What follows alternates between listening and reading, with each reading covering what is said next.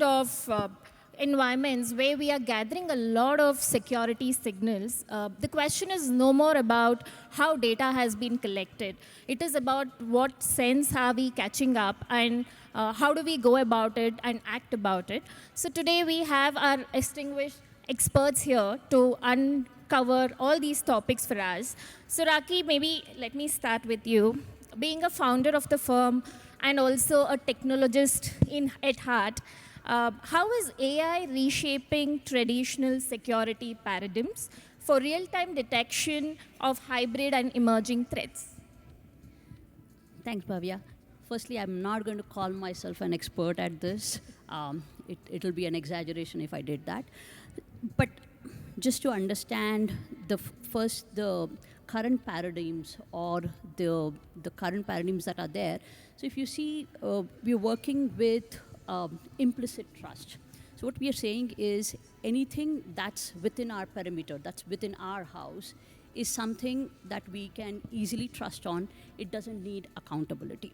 We're also saying that, the castle and moat kind of place where we say we have a castle, we have a moat, we are very well protected. That's another thing that the current or we've been doing this for like years together. There's another thing where we say we'll be proactive and not reactive, right? So these are first the usual paradigms that are there. Now, what is AI doing about it? We get in AI, we are always going to be proactive, not reactive, which means I always already know what are the threats likely to come. Now, AI is a double-edged sword. We know that the threats are also coming from AI. But we have immense amount of data. The current amount of data is probably in petabytes, soon to be in exabytes. And we have this amount of data that needs to be looked at, and it's humanly not possible, so AI is the way to go. I just have an example for MasterCard. MasterCard has these very innovative ways of looking at, say, your own credit card history, behavior, and then if there is any time a misuse, they'll be able to predict it much before, right? So we're seeing these paradigms changing. I would say the adoption is still pretty low. There's a long way to go, but for sure, it has to happen.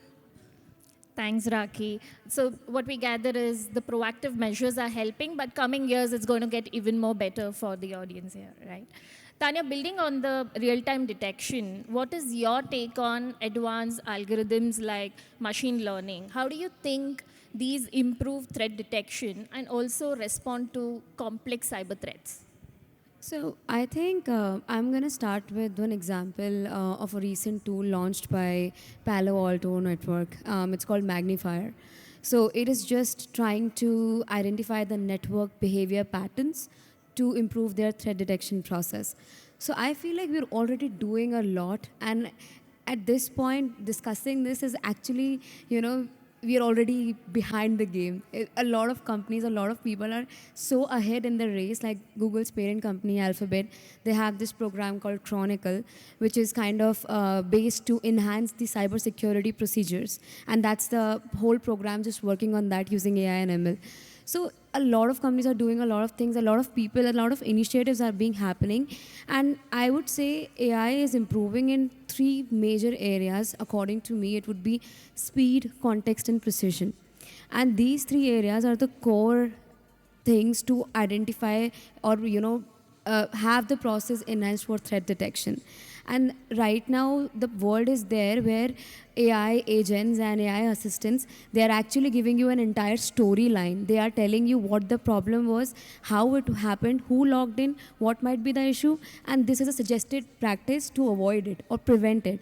So something that analysts were doing like for hours, and there were 20,000 logs that they were studying. Now AI is just reading it all in once, and it is giving you the entire summary in just seconds. So that's how great it's getting to. Yeah.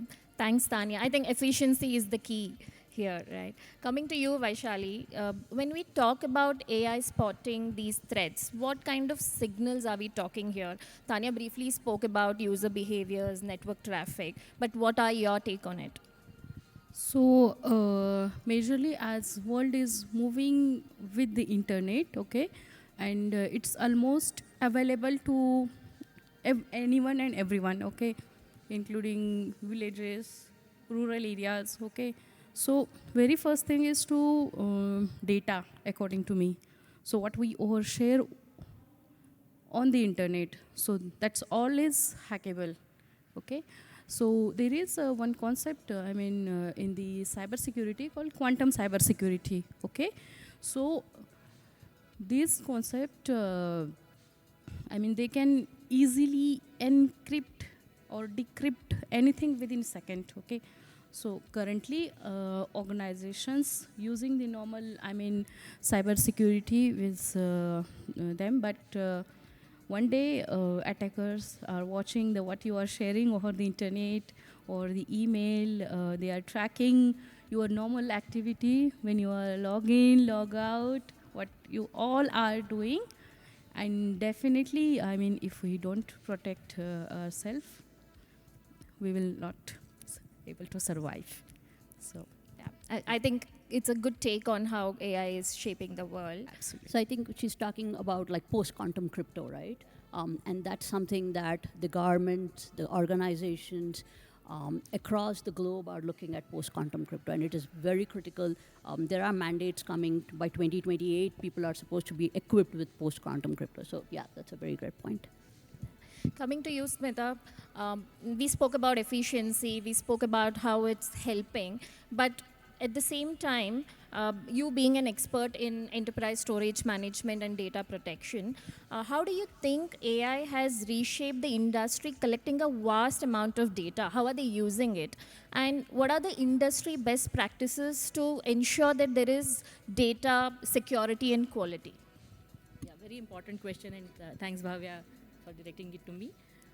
So AI has definitely changed the way we operate on big data, big time, pun intended. So it has reduced the. Okay, am I audible? No. Yeah. So it has reduced the false alarms by almost 60 to 90%. As Tanya also mentioned, it AI is playing big role in it. And the way it is doing it is instead of like traditional systems just following some set of fixed rules and looking at the alerts separately, AI-based systems are more proactive. They provide actionable insights into the massive amounts of data from various sources like network, cloud trails, or audit logging, or user activity details, etc.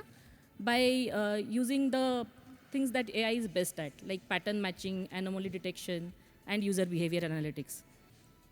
So the most important feature I would say that AI provides is intelligent alert triage and prioritization. So most of the security professionals face billions of events daily, which are also, they cause, most of them are false positives, so this causes a lot of alert fatigue. So AI systems, usually SIEM systems based on AI, they would be correlating all these events into some comprehensive incidents instead of looking at them separately, and they'll give some risk score based on the prioritization and the impact that the context and the impact that the issue can cause. For example, just a practical example here, some cloud config change, if it causes, or some network change causes some DNS failure, and there are thousands of alerts about hosts being unreachable or say some system being unavailable, some data being unavailable. Instead of separately, it will look at all those as a, they'll club it together, and it will also look at some enrichment data, like if the user account that is compromised is a CEO account, for example, or CFO account, it will get higher risk score than others. And it will also filter this noise, like some unrelated events, it would filter it out. And that way, it will make sure that the AI makes sure that human analysts can look at the critical threats first. So as I think Rakhi also mentioned, cyber security is more predictive and proactive, even with massive amounts of data that we are dealing with today because of AI. Thanks, Smita. Now that we've covered a landscape on threat and how the security has functioning, maybe we'll talk about the most important topic, which is we have AI, but what are we talking about? Trust, privacy, accountability, ethical dilemma. So, Raki, because the ethical side gets too more complex for organization to deploy AI, and there are regulations associated to it. So, how do you think? And security in AI is taken up by an organization, and what are the challenges they face? Right. So, Bhavya, as you rightly said, transparency, privacy intrusion, and bias. These are like probably the three biggest dilemmas when we have AI in security, right? Take for example, you are training AI on a certain amount of data. Say there is a little bias already in the data. Now that gets amplified, exaggerated by AI, and so you may not exactly see the results that you want, right? Now, of course, privacy. Every click of ours, every move of ours is being watched, so that's intrusion of privacy. And lack of transparency. Why did this happen? Why did I get this result? So to kind of have these all controlled. Controlled is the word. I don't know if we can completely eliminate it. Controlled is the word. I think there are both design, technology strategies, and there are also governance and organizational strategies that one needs to have. From a design strategy, I think explainable AI is very, very important. Explainable AI uses decision trees, uses rule-based controls as a method to control things. Then having audits, having really good audits, being transparent, being answerable to your customers is another thing. So this is from technology design. And then from an organization, from a governance perspective, organizations have to have people answerable to their customers. The governments have to work and create these governance AI platforms. There are a lot of governance AI platforms coming, and organizations must start using those. So this is a joint responsibility, I would say, and it is with organizations, with the government, with academia, with research labs, with corporates, with users like you and me. Thanks, Raki, for that insight. Smita, coming to you, because AI is there, now a lot of organizations are deploying smart surveillance, right? Now, with respect to user boundaries, where do they have to draw a line with respect to privacy? Thanks, Bhavya. Again, yeah, it's a super thin line indeed. But yeah, one is definitely needed. The thin line is definitely needed. So upon an incident, if quick response can be given, that is very vital to the security, addressing the security incidents. So if that requires any user activity analysis, response time can be definitely drastically reduced by use of user behavior analytics. That is using AI/ML for checking the user behavior, and some pattern matching and anomaly detection can be done. So AI is definitely very useful in this area. But at the same time, constant monitoring may not be comfortable for all the people, right? They may feel it is extremely intrusive. So first and foremost, we need some lines to be drawn. First and foremost, I would say that explicit consent has to be taken with clear declaration of purpose and intent of your data collection and usage. So for example, at the airport, if you have some video monitoring, there has to be a notice about that video surveillance at the airport, and then it is okay to monitor the video feed for figuring out some unattended bags or any repeated attempts to hide the bags or exchange the bags, etc., and report it to the security staff. That is within limits. But what is not okay is using that private or confidential conversations to sell some ads, some customized ads to me. So for example, if I was just talking about some health report with my mom at the airport, doesn't mean that I have given the consent to say, share my contact details with some Asian Pilates instructor, right? So consent is always important.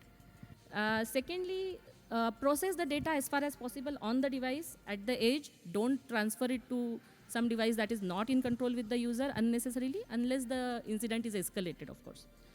Then anonymize and aggregate the data as far as possible. So it is okay to, you need some data to, say, some footfall heat map on the airport to optimize the layout of the airport. That's okay to collect, but don't collect individual location tracking, even though it's a public place. It's not okay to collect that individual location tracking data.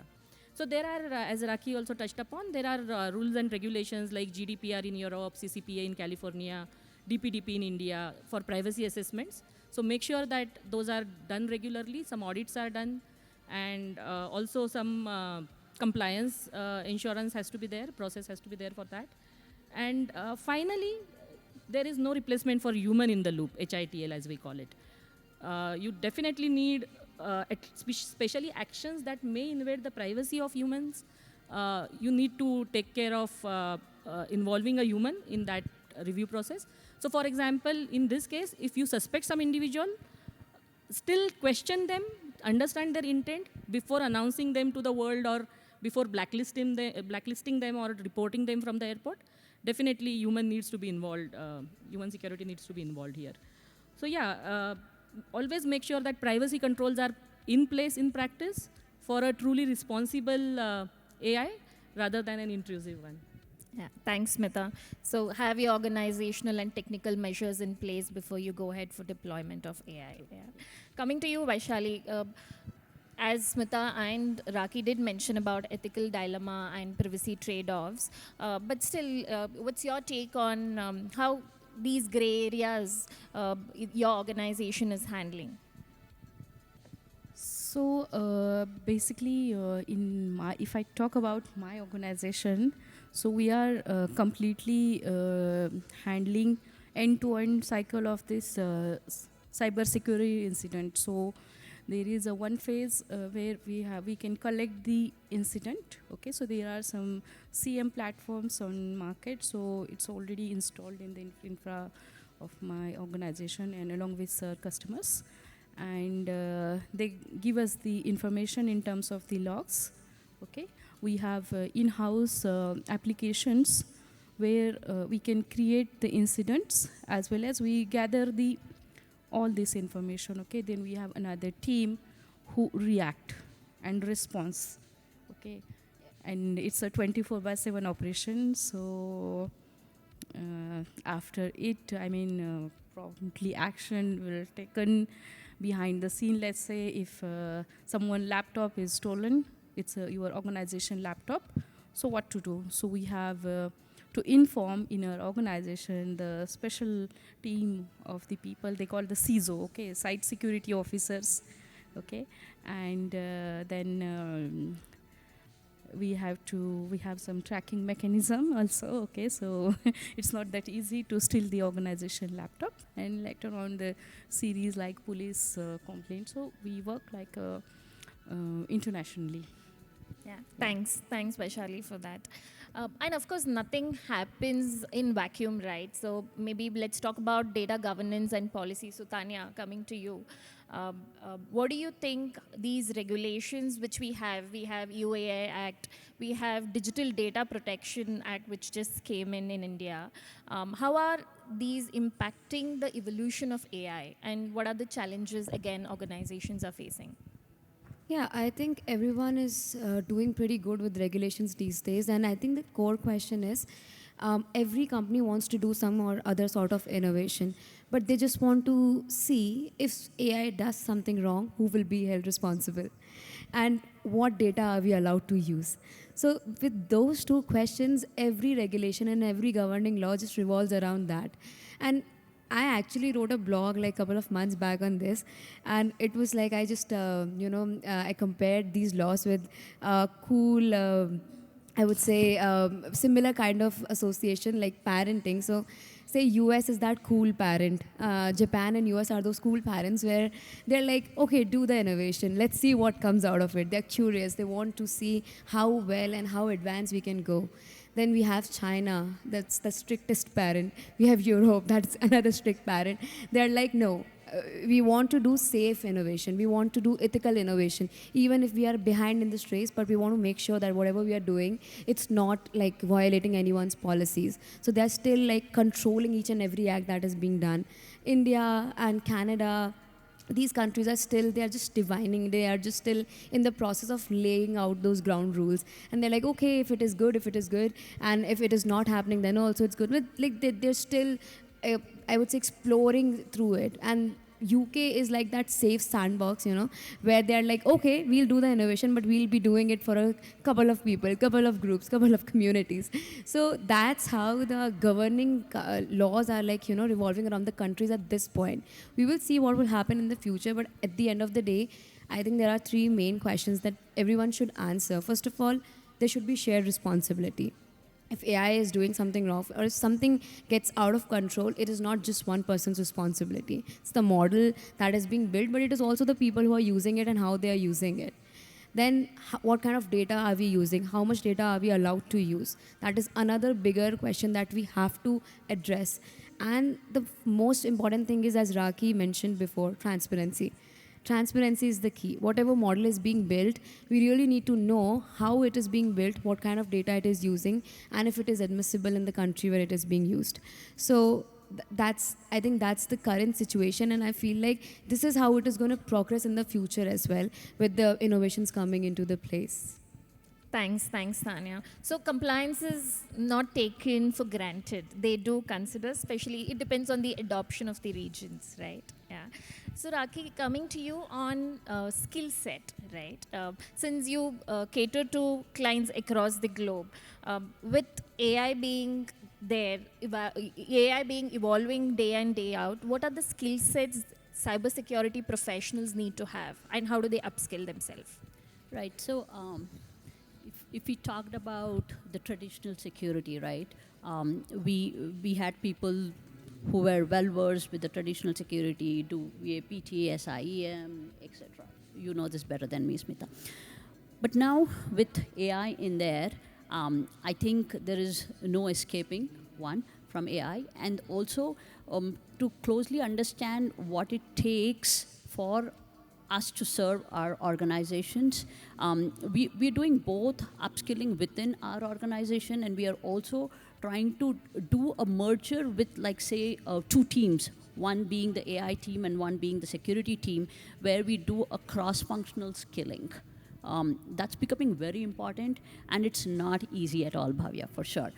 It's not easy, but that's the need of the hour, and so the way we just are doing it is by upskilling both cross-functionally, and also depending on talent, saying that, okay, somebody knows security, he or she will learn the AI paradigms and then be able to implement it. So, yeah. Thanks, Raki. So, Smita, what is your take on it? How important upskilling is for today, if you have to advise a cybersecurity professional? Definitely a must-have. There is no option. Basically, I myself have spent around, after spending around, is it better now? Sorry, usually I'm very loud, so I keep the mic little away from me. But yeah, so upskilling is a must. There is no option to it. I myself recently completed my MTech in cybersecurity, with specialization in cybersecurity recently. After spending 15 years in the industry also, there were things that are very new, and especially in cybersecurity as well as AI are the fields that are changing every day or every minute for that matter. So yeah, it's very essential. Thanks. Tanya, speaking about preparing the workforce, you are an advocate of STEM, right? So could you please enlighten us how is it, and how are you doing the bit of work you have to do there? Yes, absolutely. And I think the reason, as you mentioned, like that's why cybersecurity and AI are two of my favorite fields, because there's no saturation here. It's just getting started. You have so much to learn. You're continuously challenging yourself to learn more. You have to stay curious. In other fields, yes, you are doing your job, but are you learning every day something new? Maybe not. So that's why I feel like these fields are really good for someone who is starting their career or trying to make a switch. I remember volunteering for Mamzu Code community in Africa, and there was someone in the HR, this woman, and she was like, I want to go into cybersecurity, and HR to cybersecurity is like a big switch. And I was like, you go, girl, you will do that. I know that you're going to do it. So I feel with AI integration, it's easier for people to remove those unnecessary barriers. Like earlier, what used to happen was you have to do like 5 certifications, you have to do ICSSP, SSP, and all those things. And then also you might be like behind in the race because so many people are doing same amount of certifications, having n number of years of experience. But with AI agents, AI analysts, you have got that mentor that's sitting behind you patiently and guiding you across those small steps, because even the queries are in human language now. Logs are understandable in human language. So it's very easy to break those conventional barriers and enter into the field. So anyone who's looking to make a switch to a technical field, instead of just going into those traditional fields, try cybersecurity. It's a niche field, it's just getting started, and it's so much to learn there. And a lot of companies are actually making programs specific to cybersecurity and their tools to help people to just learn those tools and become the SME of those tools. So yeah, that's what I'm working on currently. And Good. I would also like to add to Tanya's, she reminded me of one more thing. There is shortage of around 4.8 million cybersecurity experts. Can you imagine that? So you have a lot of ground to fill up if you really upskill yourself.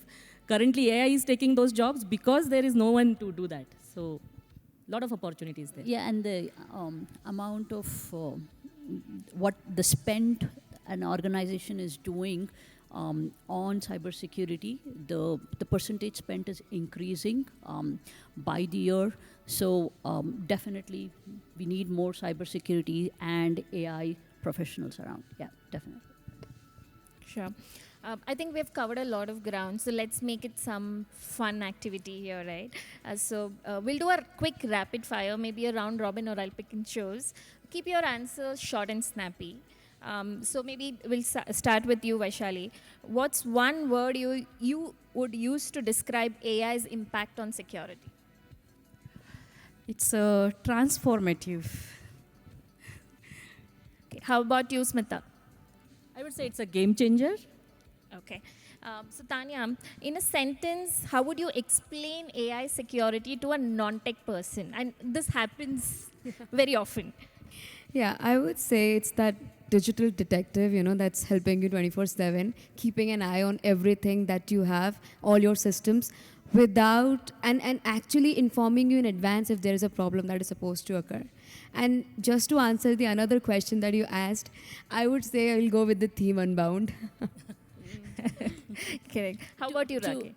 Trivialize it a little bit and add humor to it. If I were to explain it to, say, my grandmom, I would say, look, the guard outside your house is not just outside your house. He or she is there everywhere and watching you all the time, and then will know about what is coming much before the thing comes. So, yeah. So there was this Bollywood movie in which Sunil Shetty has this dialogue. He's like, 24 ghante chaukanna. So I think AI is something like that. 24 hours. Quite scary, but yeah.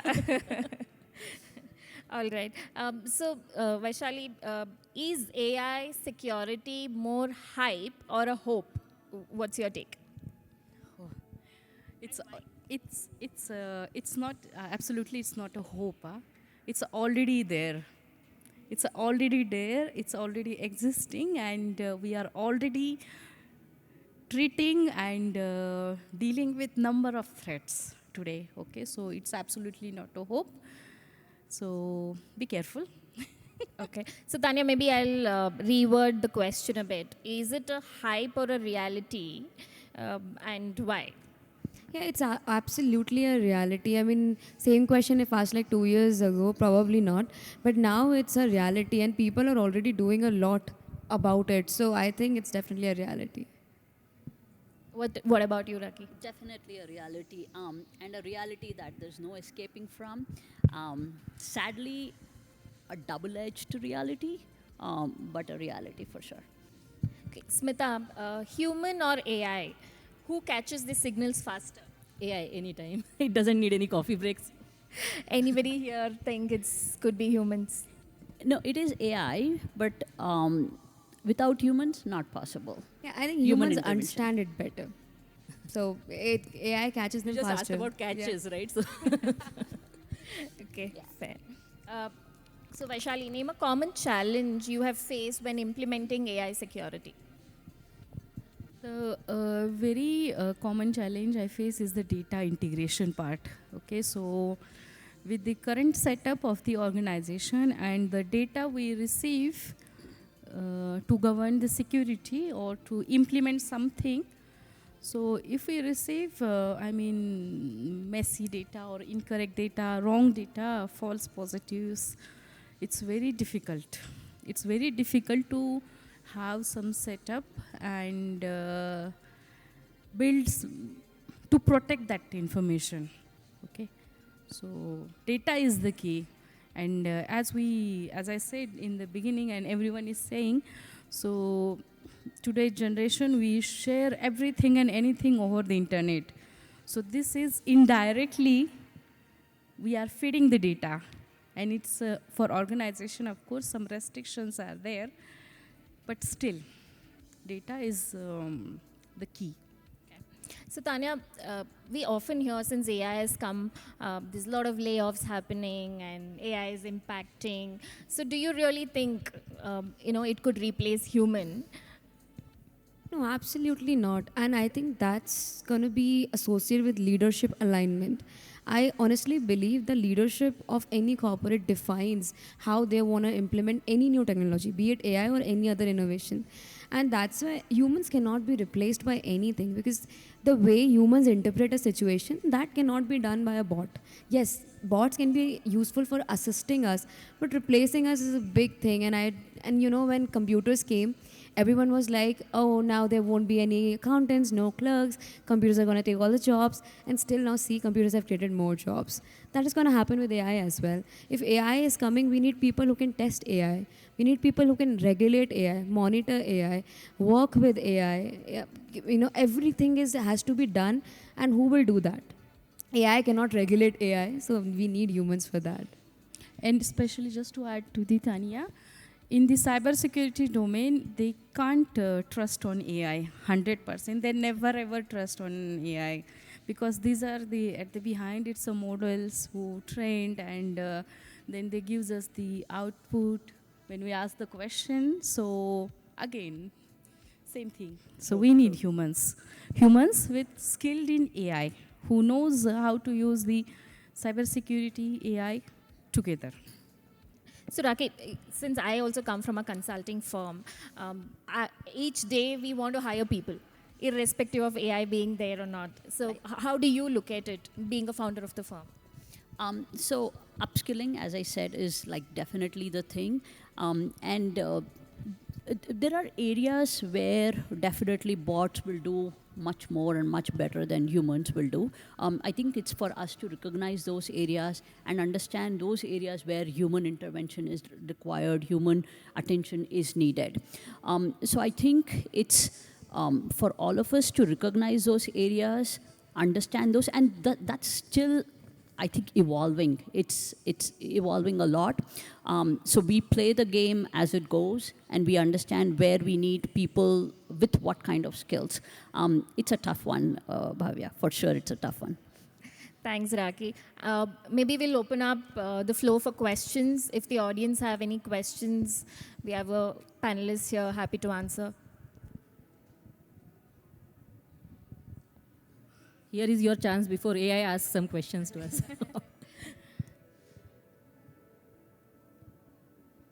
We see one hand there.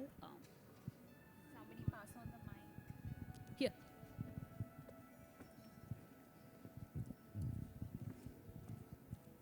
I thought I'll ask this question in person, choosing one of you, but since I've got an opportunity. So my question is how to be a leader in the field of AI ethics and governance, if you can help answering this question. I think, Raki, you should answer it first. How to be a leader in AI ethics and security, right? I think first, the most important thing is to understand the field, right? And it's not trivial by any means. So you understand the field, you have to have a lot of understanding of what's happening around maybe different verticals, different organizations, different countries, and then follow what is happening with the governments that they are doing. I think there is a lot of questioning that needs to be done to understand why is somebody doing this, why is somebody implementing this. And the kind of role that you're thinking of, by the way, is something that everybody will want to hire. So if you see the CX Trends reports say that about 65% of CXOs want AI as a necessity. It's a strategy that we have. And with that will come transparency, need of transparency. With that will come ethics and all the whole shebang, right? I think having a thorough understanding of cybersecurity ethics is probably very important. I got this one with times up I just here. want to add a little bit to it. And I just feel like being curious is one of the biggest things that we need in this field. And I would suggest HBR, like Harvard Business Review. If you really want to be a leader or anything in this field, you should definitely read their articles because they always publish new things within cybersecurity space. And it will be a great place to start, from. Yeah, thank you. Thank you, panelists. I think it was a wonderful, insightful sessions. Sorry, we didn't have much time, so we can take the questions outside the hall here too. The panelists will be available for your questions. Thank you.